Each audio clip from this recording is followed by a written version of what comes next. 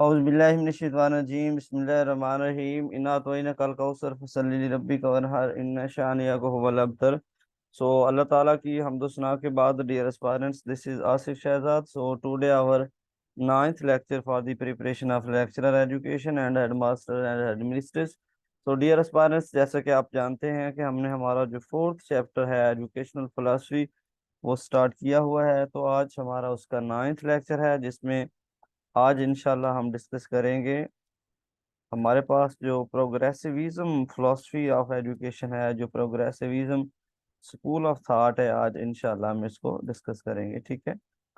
तो ये जो प्रोग्रेसिविज्म, जैसा कि इसके नाम से ही मेंशन है कि ये प्रोग्रेस के ऊपर बात करता है, ये चेंज के ऊपर फोकस करता है। ये कहते हैं कि जो हमारे जो रूल्स एंड रेगुलेशन हैं या हमारे जो स्टैंडर्ड्स हैं वो आए दिन चेंज होते रहते हैं। और ये इन्वेंशन के ऊपर जो है ना वो ज़्यादा से ज़्यादा फोकस करता है, ठीक है। ये वर्ल्ड के अंदर जो चेंजिंग्स हो रही होती हैं उनके ऊपर ज़्यादा से ज़्यादा फोकस करता है। तो ये प्रोग्रेसिविज्म फिलॉसफी जो है, इसको हमारे पास जो इसका जो कंसेप्ट है वो हमारे पास दिया है जनाब जॉन डेवी ने। Was the founder of progressivism school of thought, यानी फिलोसफी ऑफ एजुकेशन। इसके जो फाउंडर हैं वो हमारे पास जॉन डेवी हैं। उनका जो लाइफ स्पैन है वो 1859 टू 1952 है, ठीक है। आपने साथ में जो लाइफ स्पैन है राइटर के वो भी आपने माइंड में रखने हैं। तो इसके बाद एक्सपोनेंट के हवाले से अगर हम बात करें तो वो विलियम किलपैट्रिक्स हैं और विलियम जेम्स हैं, ठीक है। तो डेफिनेशन के हवाले से हम बात करते हैं। Philosophy emphasise learning by doing and claim that children learn best when follow their own interest and satisfy their own need।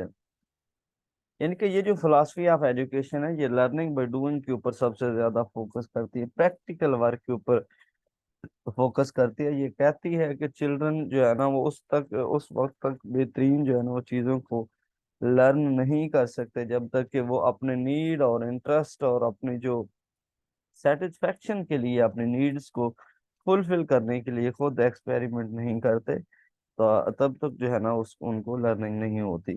So centre of gravity is child, यानी कि ये चाइल्ड सेंटर्ड फिलॉसफी है। इसमें जितनी भी जो यानी कि कम्युनिकेशन होती है, जितना भी इसके एरिया है वो सारा का सारा चाइल्ड के इर्द गिर्द जो है ना वो घूमता है।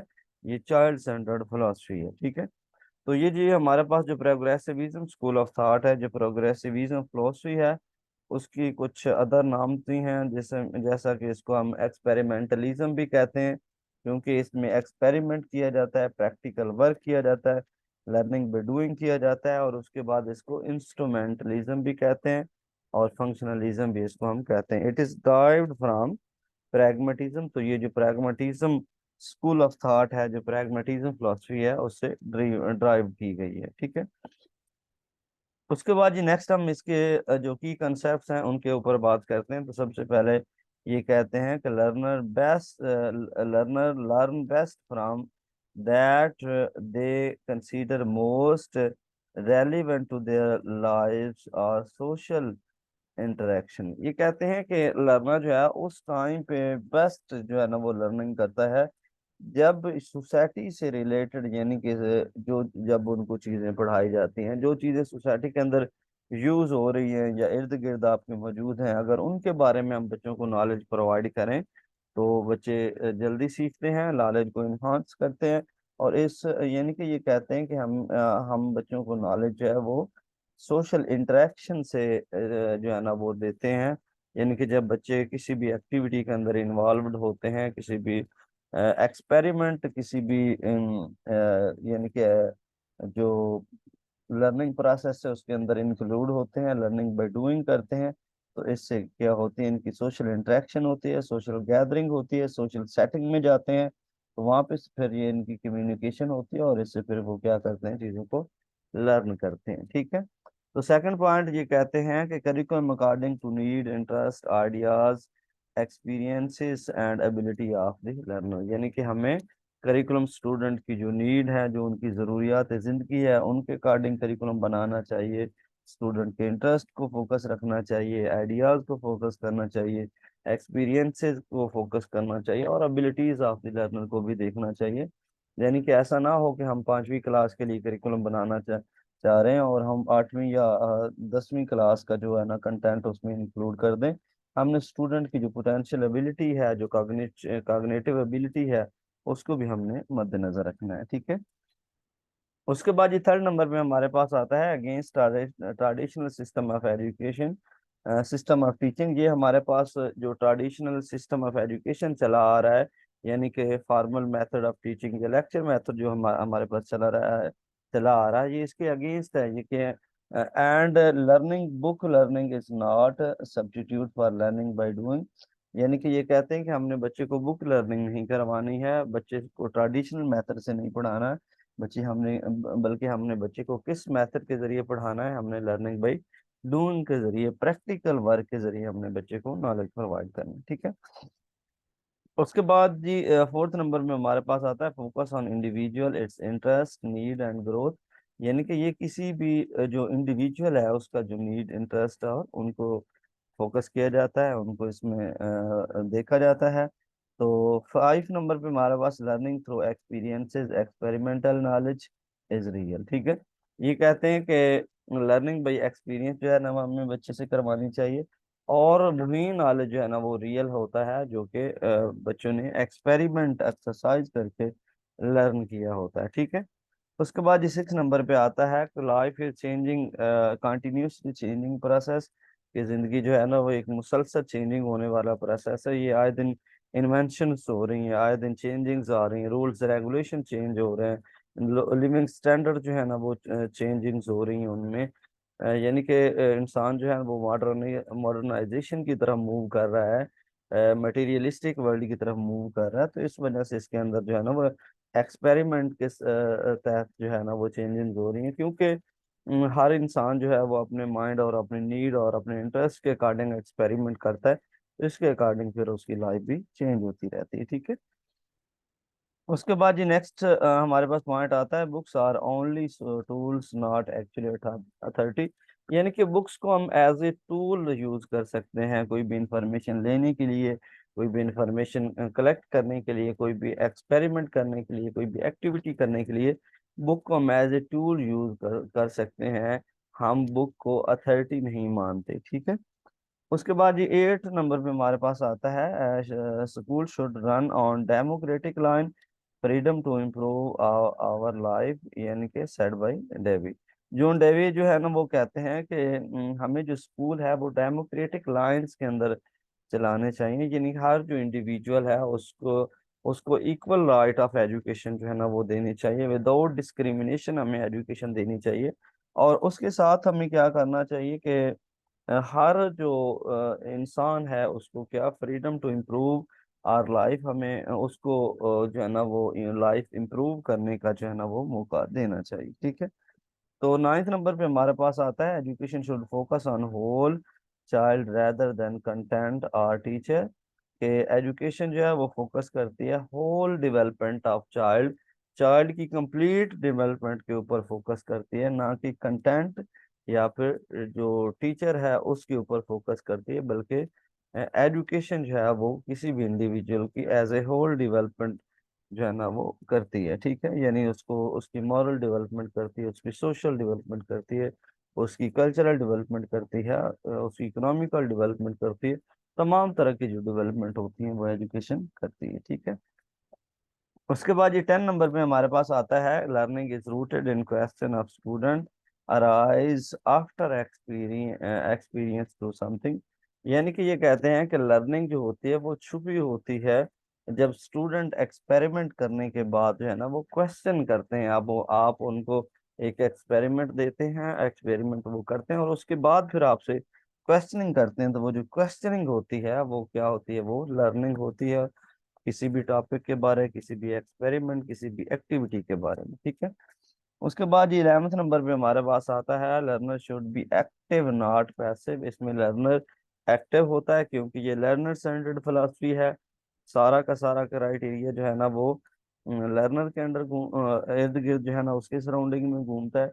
इसलिए ये जो फिलॉसफी है इसको हम क्या कहते हैं, दूसरा एक्टिव पार्टिसिपेशन होती है इसमें लर्नर की।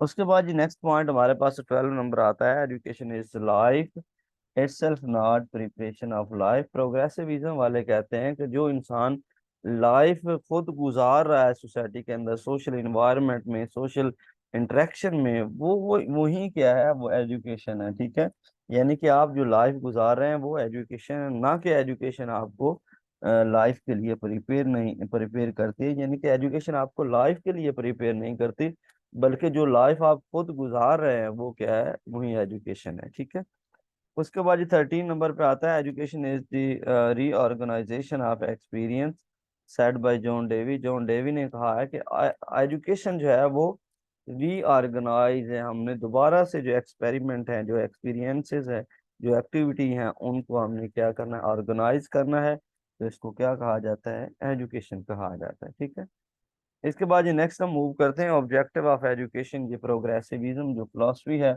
उनके अकॉर्डिंग जो है वो ऑब्जेक्टिव ऑफ एजुकेशन क्या है या एम ऑफ एजुकेशन क्या है।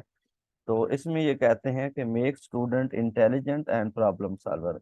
हमने स्टूडेंट को जो है ना वो इंटेलिजेंट बनाना है, उसकी मेंटल डेवलपमेंट करनी है, उसकी पोटेंशियल एबिलिटी, कॉग्निशन एबिलिटी की डेवलपमेंट करनी है, और उसके बाद बच्चे में हमने स्किल इंडल्ज करनी है ताकि वो प्रॉब्लम को सॉल्व कर सके सोसाइटी के अंदर। अगर उसे भी कोई कोई भी प्रॉब्लम आता है तो वो उसको अच्छे तरीके से सॉल्व कर सके। ठीक है, सेकंड पॉइंट ये है कि social awareness among learner to live comfortable life. इंसानों को जो है ना कंफर्टेबल आरामदेह जिंदगी गुजारने के लिए हमें उनके दरमियान क्या करवानी चाहिए, हमें सोशल जो अवेयरनेस देनी चाहिए, उनको रूल्स एंड रेगुलेशन के बारे में बताना चाहिए, उन्हें एक दूसरे के साथ पेशेंस से रहने के बारे में बताना चाहिए कि आप कैसे जो है ना वो एक कंफर्टेबल जिंदगी गुजार सकते हैं, एक दूसरे की जो सेल्फ रिस्पेक्ट है उसको फोकस करके। ठीक है, उसके बाद ये थर्ड नंबर पे आता है ग्रुप लर्निंग। ये ग्रुप लर्निंग के ऊपर सबसे ज्यादा फोकस करती है, क्योंकि ये जो है ना वो सोशल इंटरेक्शन से कहते हैं कि हमने बच्चों को लर्न करवाना है। इसलिए ग्रुप की शक्ल में जब लोग रहते हैं, एक दूसरे से कम्युनिकेशन करते हैं, एक दूसरे से डाटा शेयर करते हैं, तो ये इस वजह से ग्रुप लर्निंग के ऊपर फोकस करती है। इसको हम ग्रुप लर्निंग में कोलैबोरेटिव भी हो सकती है और कोऑपरेटिव भी हो सकती है।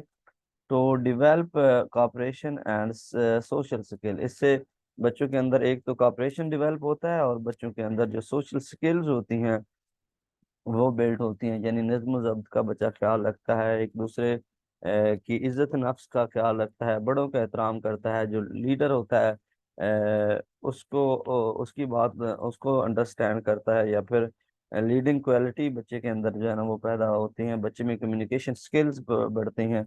ठीक है, और इसमें इसके बाद फिर बच्चे के अंदर जो है ना पेशेंस बढ़ता है। ये सारी चीजें जो है ना वो बिल्ट होती हैं इंसान के अंदर।